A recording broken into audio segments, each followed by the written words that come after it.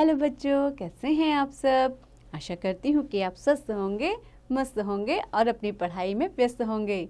आपकी इसी पढ़ाई को आगे बढ़ाते हुए आज हम पढ़ने जा रहे हैं एक नया पाठ जिसका शीर्षक है चतुर तेनालीराम। तो बच्चों, तेनालीराम का नाम तो आपने सुना ही होगा। कुछ समय पहले एक धारावाहिक भी आता था। तो बच्चों, आइए इस पाठ को शुरू करते हैं और आप लोग जिन्होंने नहीं सुना है और जिन्होंने सुना है वे भी सभी ध्यानपूर्वक इस पाठ को सुनिए और तेनालीराम के चरित्र और उनके गुणों को जानने की कोशिश कीजिए। राजा कृष्णदेव राय विजयनगर के राजा थे। प्रतिवर्ष उनका जन्मदिन बहुत ही धूमधाम से मनाया जाता था। आज उनका जन्मदिन था। पूरा राज्य फूलों और रोशनी से सजा हुआ था।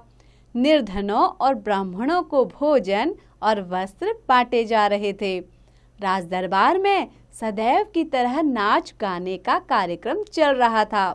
सभी दरबारियों, मंत्रियों तथा अतिथियों के लिए भोजन की भी व्यवस्था थी। चारों ओर उत्सव का वातावरण था। सभी अतिथियों और दरबारियों ने राजा को उपहार देने आरंभ कर दिए। किसी ने हीरे जवाहरात दिए तो किसी ने रेशमी शॉल दिया। दरबार में उपस्थित एक दरबारी का ध्यान तेनालीराम की अनुपस्थिति पर गया। तो बच्चों, अनुपस्थिति यानी कि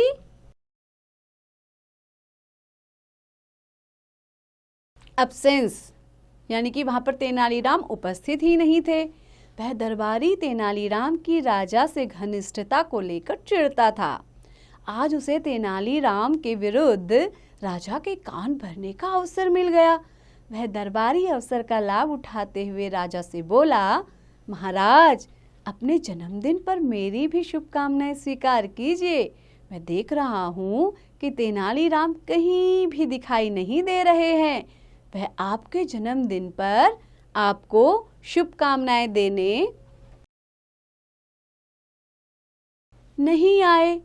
पर वह आए क्यों नहीं? अब राजा को भी तेनालीराम की अनुपस्थिति का पता चल गया। उन्होंने सैनिकों को तेनालीराम का पता लगाने के लिए भेजा। अब उस दरबारी को अपनी योजना सफल होती हुई लगने लगी। वह फिर बोला, महाराज, लगता है वह जानबूझकर इस उत्सव में नहीं आए, क्योंकि वे कल किसी से कह रहे थे कि समारोह में आने पर महाराज को उपहार भी देना पड़ेगा। उन्हें आपके लिए उपहार लाने के लिए कुछ व्यय भी करना पड़ेगा। यह सुनकर राजा क्रोधित हो गए। वह पहले से ही तेनालीराम की अनुपस्थिति से चिंतित थे। दरबारी के शब्दों ने उस समय आंख में घी का काम किया, परंतु वह फिर भी शांत रहे। थोड़ी देर बाद तेनालीराम दरबार में आए और महाराज के सामने झुककर बोले, महाराज, मैं आपके जन्मदिन पर आपको शुभकामनाएं देता हूँ। धन्यवाद तेनालीराम, परंतु सारा समय तुम कहाँ थे? राजा ने कुछ रुखाई से पूछा। तेनालीराम महाराज के रूखे व्यवहार से समझ गए कि अवश्य ही किसी ने राजा को भड़काया है। तेनालीराम ने विनम्र होते हुए उत्तर दिया, महाराज, मैं आपके लिए मूल्यवान उपहार लेने गया था। इतना कहकर तेनालीराम ने एक बड़ा सा बक्सा राजा को दिया। राजा ने बक्से को खोलने का आदेश दिया। बक्से को खोलने पर उसमें से एक गमला निकला। गमले में 3 रंगों के फूलों वाला एक पौधा लगा था। राजा का चेहरा प्रसन्नता से चमक उठा। राजा आश्चर्य से बोले, तेनालीराम, तुम्हें कैसे पता चला कि मुझे इस पौधे की इच्छा थी? इसे देखकर मैं बहुत ही प्रसन्न हूँ। वास्तव में वे फूल बहुत सुंदर थे। उनमें जामुनी, लाल तथा नीले रंग की पंखुड़ियां थी जो तितली के पंखों के समान लग रही थी। राजा ने गमले को अपने सिंहासन के पास वाली छोटी मेज पर रखवाया। तेनालीराम बोले, महाराज, आपको याद होगा कि पिछले महीने हम लोग पहाड़पुर की घाटी के जंगलों में शिकार खेलने गए थे। यह पौधा हमने वहां देखा था। आप इसे देखकर इतने चकित हो गए थे कि आप घंटों इसे एकटक देखते रहे थे। आपने वहां के पहरेदारों से इसके विषय में पूछा, तो मैं समझ गया था कि यह पौधा आपको बहुत पसंद आया है। अतः मैंने सोचा कि क्यों ना आपकी यह इच्छा आपके जन्मदिन पर ही पूरी की जाए। इसे पहाड़पुर से लाना था, इसीलिए मुझे आने में देर हो गई। यह सुनकर राजा प्रसन्नता से झूम उठे।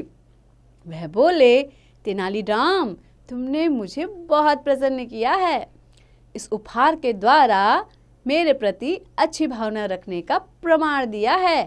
हृदय से दिया गया तुम्हारा यह साधारण सा उपहार भी मेरे लिए सभी मूल्यवान उपहारों से अधिक मूल्यवान है। यह अनमोल उपहार है। यह सुनकर तेनालीराम ने झुककर राजा को नमस्कार किया। इधर वह ईर्ष्यालु दरबारी चुपचाप नजरें झुकाए खड़ा था। तो बच्चों, कैसा लगा आपको ये पाठ? आशा करती हूँ कि आपको बहुत पसंद आया होगा। साथ ही आपने इसे क्या सीखा कि ज़रूरी नहीं है हम किसी को गिफ्ट में कोई बहुमूल्य वस्तु दें। हम उसे साधारण सी वस्तु भी दे सकते हैं, लेकिन आप उसको अपने हृदय से दें, मन से दें। और बच्चों, किसी को गमला देना ये तो बहुत ही अच्छा उपहार है ना? तो बच्चों, ऐसे ही पढ़ते रहिए, आगे बढ़ते रहिए और हाँ, अभ्यास भी जरूर कीजिए।